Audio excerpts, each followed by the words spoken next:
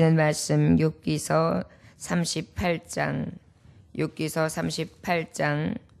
31절로부터 41절까지의 말씀. 욥에게 말씀하신 하나님이라는 제목의 말씀을 가지고 하나님의 말씀을 증거합니다. 욥기서 38장 31절로부터 41절까지입니다. 함께 봉독하십니다. 내가 묘성을 메어 묶을 수 있으며 삼성의 띠를 풀 수 있겠느냐? 너는 별자리들을 각각 제때에 이끌어낼 수 있으며 북두성을 다른 별들에게도 이끌어갈 수 있겠느냐? 내가 하늘의 궤도를 아느냐? 하늘로 하여금 그 법칙을 땅에 베풀게 하겠느냐? 내가 목소리를 구름에까지 높여 넘치는 물이 내게 덮이게 하겠느냐? 내가 번개를 보내어 가게 하되 번개가 내게 우리가 여기 있나이다 하게 하겠느냐? 가슴속의 지혜는 누가 준 것이냐? 수탉에게 슬기를 준 자가 누구냐? 누가 지혜로 구름의 수를 세겠느냐? 누가 하늘의 물주머니를 기울이겠느냐? 티끌이 덩어리를 이루며 흙덩이가 서로 붙게 하겠느냐? 내가 사자를 위하여 먹이를 사냥하겠느냐? 젊은 사자의 식욕을 채우겠느냐? 그것들이 굴에 엎드리며 숲에 앉아 숨어 기다리느니라. 까마귀 새끼가 하나님을 향하여 부르짖으며 먹을 것이 없어서 허우적거릴 때 그것을 위하여 먹이를 마련하는 이가 누구냐? 아멘. 기도하겠습니다. 하늘 천지를 주관하시는 하나님, 모든 것을 내시고 모든 것을 다스리시고 모든 것에 필요한 것을 공급하시는 공급자, 능력의 하나님이신 것을 나타내 주시는 주여, 오늘 주시는 말씀을 통하여 내 하나님의 능력과 전지전능하신 그 이름을 찬송케 하여 주옵소서. 만물이 주에게서 났음을 인정함으로 겸손하게 주님을 섬기게 하옵소서. 예수님의 귀하신 이름 받들어 기도 올려나이다. 아멘. 앞절의 말씀은 하나님께서 계속해서 이 38장은 욥과 그의 친구들에게 말씀이 있는 대목들인데요. 구름과 하늘에 있는 우박, 또 눈, 그리고 얼음덩이를 만드시는 것, 이 모든 것이 하나님이 하시는 일이라는 것. 너무나 재미있는 표현들은 얼음 창고, 그리고 눈이 있는 눈 창고, 이렇게 표현하셨던 것을 기억합니다. 아마도 이제 우리가 하나님의 나라에 가면 그 곡간들을 보게 될지도 모르겠습니다. 하나님이 지으셨던 세계, 그리고 그 지으신 세계 가운데 하나님이 운행하시고 자연의 이치를 섭리해 주시는 것, 우리가 그 하나님을 늘 기억하며 내시고 또 도우시고 돌보시고 필요한 것을 공급하시는 그 하나님을 의지해야 될 줄 믿습니다. 내가 묘성을 메어 묶을 수 있으며 삼성의 띠를 풀 수 있겠느냐? 묘성과 삼성은 북칠성하고 오리온 성자를 얘기하고 있습니다. 그래서 이제 우리가 강하게 볼 수 있는 별, 그 별자리까지도 누가 내셨느냐? 북두칠성, 그 오리온 삼성자리, 이거 누가 다른 별들에게 이끌어갈 수 있겠느냐?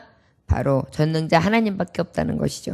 사람으로서는 그 별자리를 보고 이러한 것이구나 라고 추측할 뿐이지 우리가 알 수도 없고 우리가 그것에 도달할 수도 없는 너무나 미력하고 나약하고 작은 자라는 것을 우리는 기억할 수 있습니다. 너는 별자리들이 각기 제때에 이끌어낼 수 있으며 북두성을 다른 별들에게 이끌어갈 수 있겠느냐? 북두성이 있는데 우리가 우리의 의지나 우리의 능력으로 저쪽으로 가라 한다고 해서 저쪽으로 가고, 내려가라 마음에 안 든다고 해서 내려갈 수 있고, 올라가라 해서 올라갈 수 있는 그러한 것이 너희들 손에는 없다. 내가 하늘의 궤도를 아느냐? 하늘로 하여금 그 법칙을 땅에 베풀게 하겠느냐? 하늘의 궤도를 아느냐? 우리가 정확하게 이 지구가 도는 방향 가운데에 그 궤도를 벗어나지 않게 하고, 또 달과 지구 사이 또 달과 해 사이, 그리고 여러 별들과 여러 우주 만물의 세계를 하나님은 다 각기의 측량하는 방법으로 하나님께서 정말 한 채 오차도 없이 딱딱 그 간격을 이루어서 운행하고 계시거든요. 만약에 그 간격이 무질서하다면 별들과 별들이 아마 부딪혀서 우리 지구의 별도, 우리가 사는 이 땅도 안전할 수가 없습니다. 그런데 이 궤도를 누가 아느냐? 하늘로 하여금 그 법칙을 땅에 베풀게 할 수 있겠느냐? 없지요.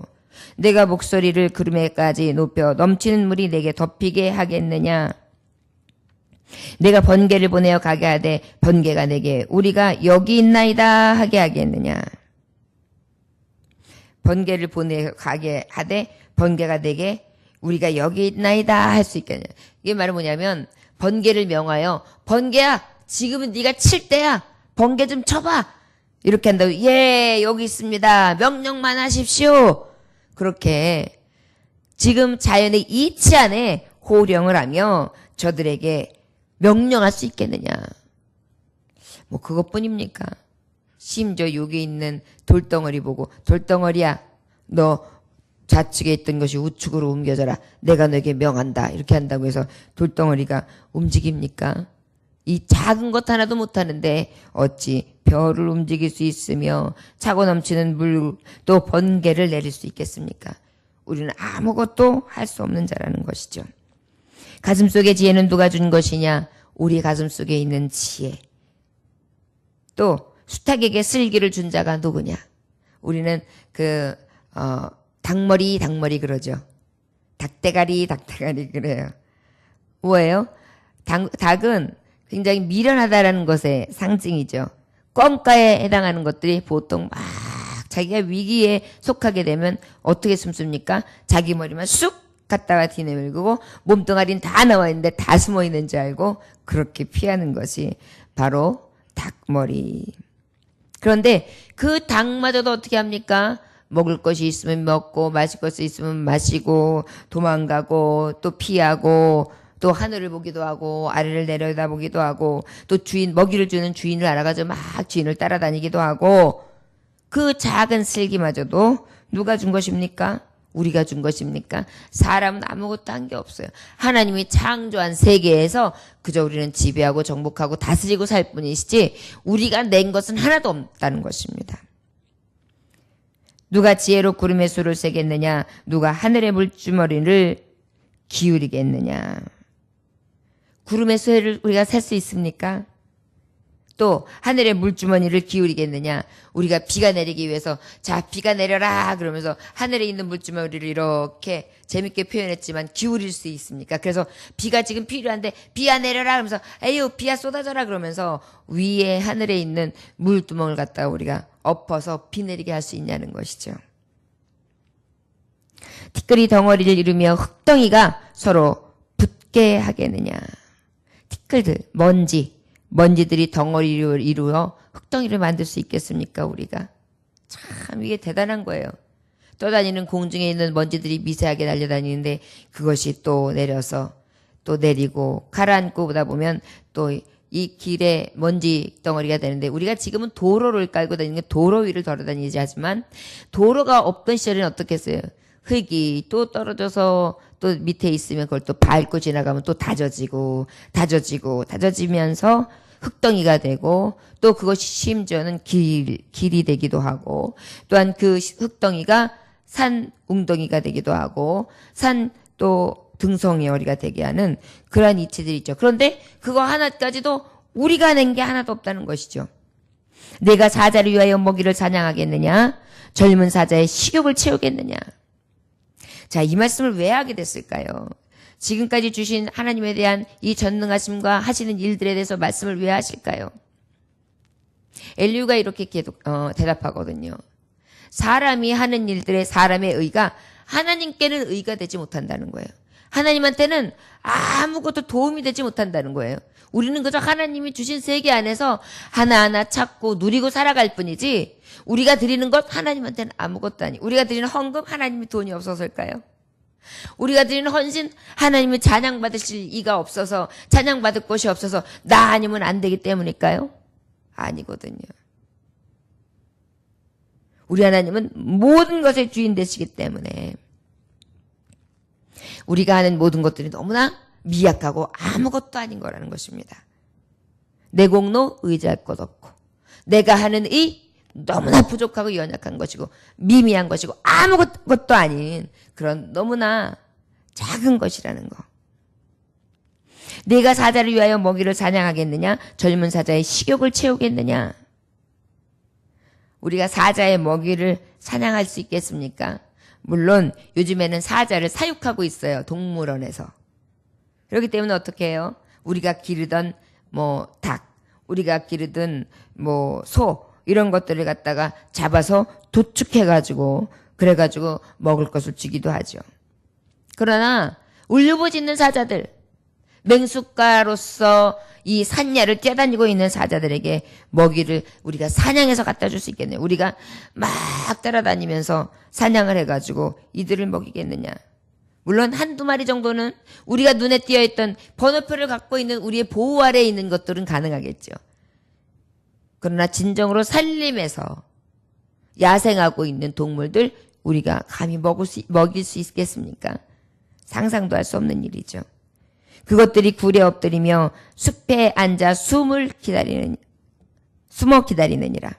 까마귀 새끼가 하나님을 향하여 부르짖으며 먹을 것이 없어서 허우적거릴 때 그것을 위하여 먹이를 마련하는 이가 누구냐. 동물들을 먹이시고 기르시는 하나님의 능력, 동물의 세계에 나타나고 있는 하나님의 지혜. 우리는 정말 하나님께서 얼마나 전지전능하신 하나님인 것을 이 천하 만물을 보고서 알 수 있습니다. 그런데 감히 그 하나님 앞에 내가 무엇을 내어놓을 것이 있으며 내가 무엇을 자랑할 것이 있으며 우리의 부족함과 연약함이 무엇인지를 또 깨달아 알 수 있으므로 하나님 앞에 나의 연약함을 아버지 앞에 간구하고 내려놓을 수밖에 없는 그러한 인간이라는 것을 우리는 깨달아 알 수 있습니다.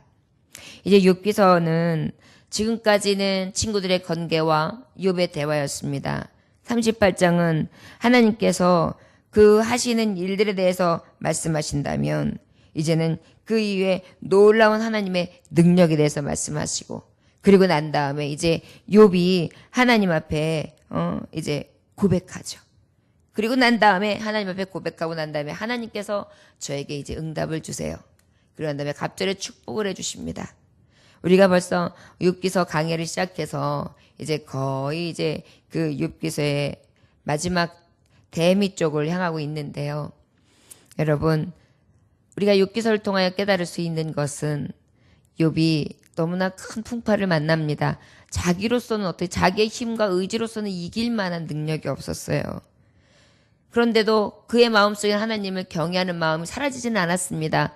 그러나 그 경외함은 경외함이되 자기의 연약함을 자꾸 못 이기는 거예요. 그러다 보니까 원망도 하고 또 불평도 하고 탄식도 하고 그러다가 또 용기를 잃기도 하고 예전 애를 생각하기도 하고 또 누군가의 비난을 통해 다시 공격하기도 하고 내 입장이 어떤 입장인지 너희들을 아느냐 해서 지금 겪고 있는 수월 지옥갓 같은 그러한 신세를 한탄하는 그런 내용들이었어요.